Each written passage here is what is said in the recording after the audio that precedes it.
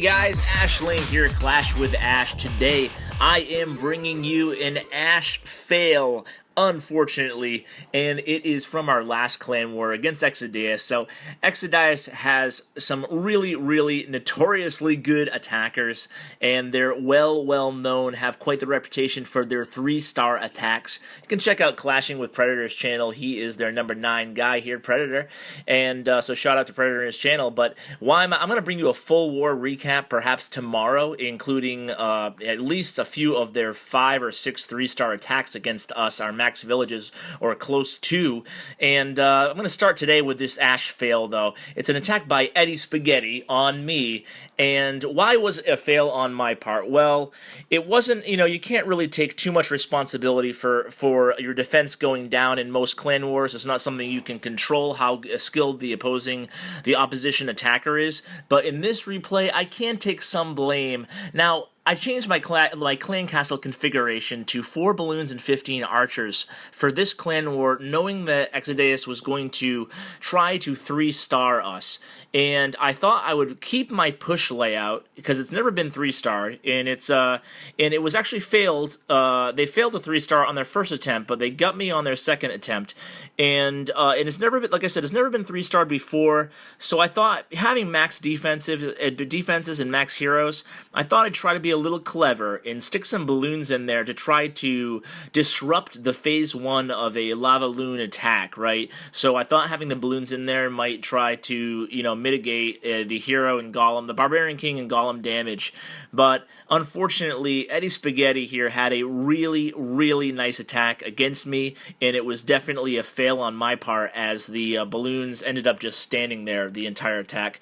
So let's go ahead and watch the replay, and I guess this is a good sample to use if you want to know how to 3-star this base. Now, do things change if there was actually a more viable clan castle configuration for my defense? Yeah, they probably do change a little bit, especially if you have, if I had some wizards and minions in there, or if I had a few minions and a witch along with some archers. Having minions with a witch deployed is really a good combination, just as a side note, just because the minions are released and move so quickly, and the archer moves so slowly and is released last.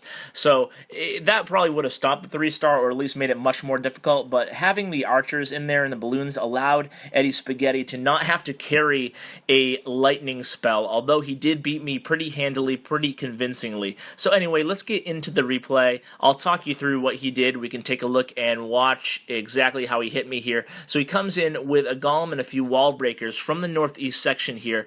This one wizard, very important to note there. That wizard's job is to clear out the surrounding barracks there and the builder hut, as well as just take it down a few percentage points, keep the archer on track, but more importantly, she's going to do a good job in clearing away or protecting away for the barbarian king to stay on course, because he's going to spread out the deployment of the archer queen and the barbarian king just so that the barbarian king, once the archer queen goes down here, you can see he was probably hoping to take down the queen with the opposing queen, but you can see the king, perfect deployment, perfect staggering of the heroes during the first phase of this attack. The wall's already down, barbarian king goes right to my queen, and queen is going to be down, and all he took out, you'll want to notice there, all he took out, let's pause real quickly before we get into the second phase of the attack, all he was able to take out on his end was my queen, one of my wizard towers, and one of my air defenses as far as really critical, anti-GoLava attacks.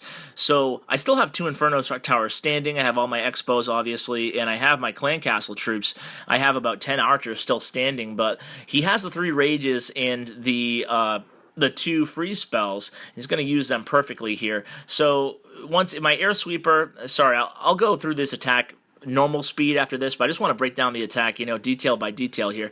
Air Sweeper is going to push the hounds back, but that's actually going to, it might actually help him in the raid, as it allows him to wait a little bit longer on the delay on the rage spells. You can see soon he's going to start placing his spells. You will want to also notate the deployment of the balloons here. He's still sitting on 7, even though he's deployed this many, and they're all in groups of 2 or 3. So perfect deployment of the balloons here following the lava hounds. You also want to note that he is using 4 Lava Hounds in this attack, 2 Lava Hounds on each of the air defenses.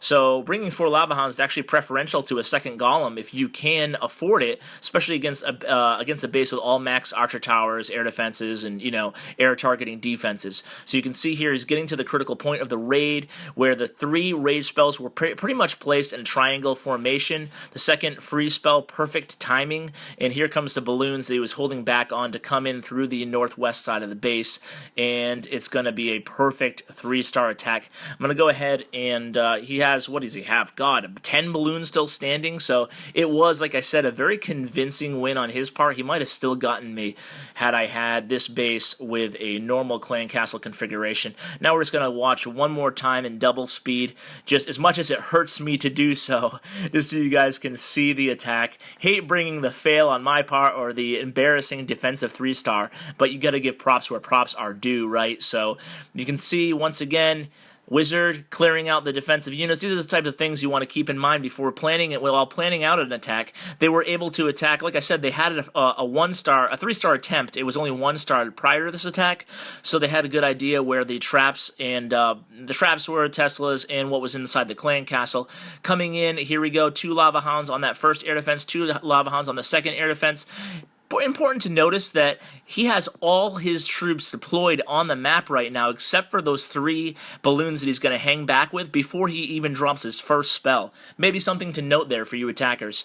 A lot of people tend to go early on the spells. So there it is, the 3 triangle of rage spells, and then the perfect timing of the free spells there, and there comes the reinforcement balloons from the northwest, like we saw the first time, and now there's plenty of puppies still on the board from those 4 downed Lava Hounds, and there's plenty of balloons on the board, unfortunately for me and Red Elite, and hats off once again to a very nice attack by EddieSpaghetti. Guys, thanks for tuning in. Please tell your clanmates about me, and go ahead and subscribe if you haven't yet. I appreciate it. Take care, guys.